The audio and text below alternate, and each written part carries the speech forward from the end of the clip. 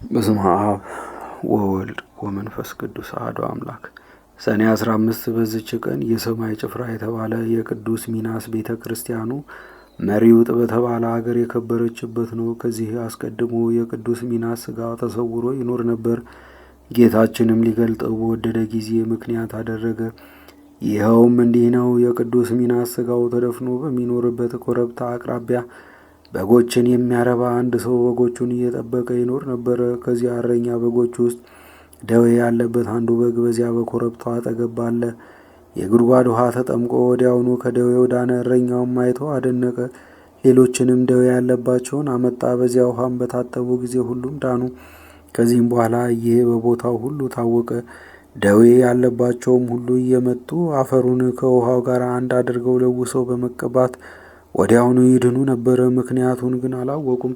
በዚያ ውሃና በአፈሩ በሽተኞችን እንደሚያድን የዚያ በግ ጠባቂ ወሬው በሮሙ ንጉሥ ዘንድ ተሰማ። ለንጉሡም የቁስል ደዌ የታመመች ልጅ ነበረችው። ወደ በግ ጠባቂውም ላካት። እርሱም በጎቹን እንደ አዳናቸው አዳናት።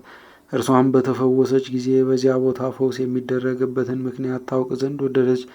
ከዚህ በኋላ ቅዱስ ሚናስ በሕልም ተገለጸላትና ሥጋዬ በዚህ ቦታ ተደፍኖ ስለሚኖር እነሆ አስቆፍረሽ ታወጪው ዘንድ እግዚአብሔር አዞሻል አላት።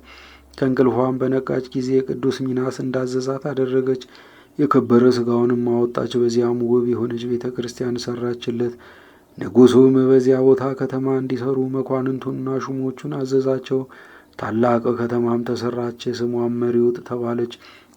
እግዚአብሔርም ከቅዱስ ሚናስ ሥጋ ቁጥር የሌላቸው ድንቆችንና ታምራትን ገለጠ። ሊቀ ጳጳሳቱም ከኤጲስቆጶሳቱ ጋር መጥቶ ቤተ ክርስቲያኒቱን በዛሬዋ ዕለት አከበራት። በዚያችን ቦታ የሚሰሩ የድንቆችና የተአምሮች ወሬ በቦታው ሁሉ ተሰማ። ለእግዚአብሔር ምስጋና ይሁን። እኛንም በቅዱስ ሚናስ ጸሎት ይማረን፣ በረከቱም ከእኛ ጋር ትኑር ለዘላለሙም አሜን።